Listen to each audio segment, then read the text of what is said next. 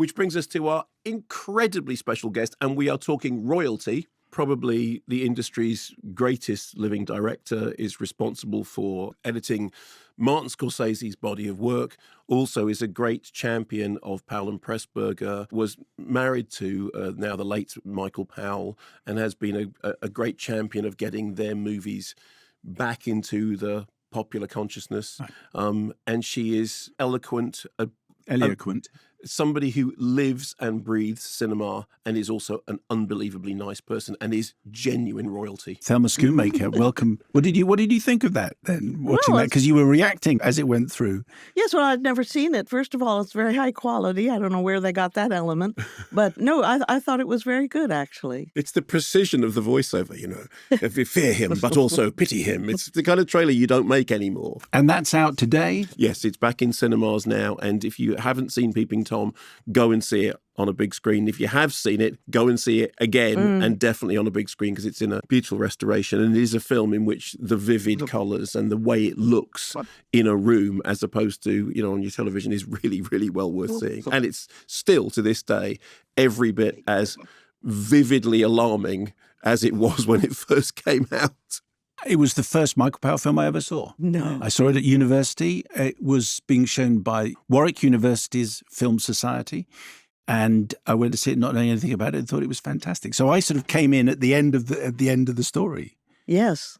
Why was the reaction to that film so problematic? I think really what it was is that the critics were feeling sympathy for and compassion for the character played by Karl Böhm, and they couldn't handle it. They thought it was wrong for them to feel that way, so they felt the film should be destroyed.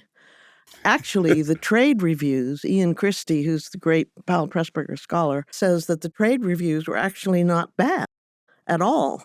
And there's an internal document that I've read from Anglo Amalgamated, who made the movie, saying it was a good movie. So I think it triggered in the critics a wrong response, which is they could not handle their feelings of sympathy with him. Michael Powell said to the company, look, don't yank it from the theater.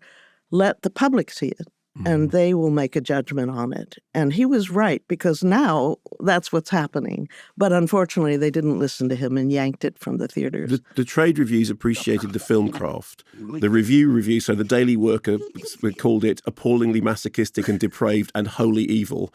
And the Tribune said it should shovel it up and flush it swiftly down the nearest sewer. Yes. And I interviewed Martin Scorsese.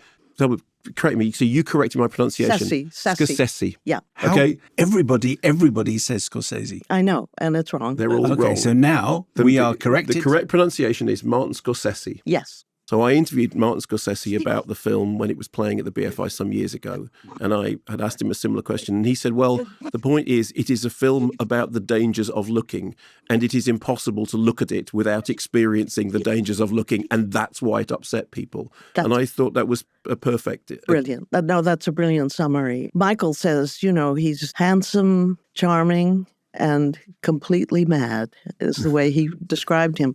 And I really, Michael... It did not totally destroy his career. He actually made some films after that.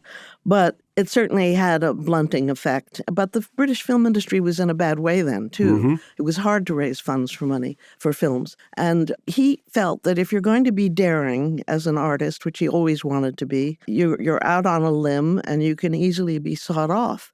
But I would rather be sawed off than be conventional. Yeah. And so he stood by it. It was bitter. But Karl Böhm would come and have dinner with us in London, and he just could never get over it. He kept saying, why? Why did it fail? What was wrong with it? Of course, his performance is wonderful. But Michael accepted. He had seen so many great artists destroyed. For example, Rex Ingram was destroyed by Louis B. Mayer because instead of putting Metro-Goldwyn-Mayer on the films, he would drop the Mayer.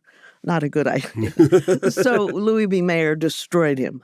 And when Michael went to see Rex, who had been so important, teaching him about how to direct, and the whole American crew teaching him about editing. And they were so welcoming to him in the south of France. And he went to see Rex in Hollywood, and Rex couldn't make movies anymore. It was very painful for Michael. Black Narcissus had just won a couple of Oscars. And it broke his heart to see this great genius stripped of his ability to make films. And so he had a history. He knew what it was like to be daring. How long did it take for the reevaluation of Peeping Tom before the tide began to turn? Oddly enough, of Marty's generation, when they were in their 20s, there was one print floating around America somewhere. He said it was like a film maudit. He said it was like a forbidden or a disappeared film that you literally had to track down. That's right. There was one guy who had it or something, and they all somehow had seen it. You know, Coppola, De Palma, Lucas, they had all seen it somehow, but it wasn't available. So what Marty did after he, along with Ian Christie and Kevin Goff Yates, found Michael and brought him back, and Emmerich, he got it entered into the New York Film Festival in 1980, and it was stunning. I mean, people just really went mad for it. And you can see Steven Soderbergh was deeply influenced by it. And he got it actually released in America very briefly, and then again it vanished. Thanks very much for watching this video. I hope you enjoyed watching it as much as we enjoyed making it. While you're here, check out all the other videos because they're cool too, aren't they? Yeah, and if you want to keep up to date with everything Kermode and Mayo's Take, then check out our social channels. I mean, why wouldn't you? I mean, I would.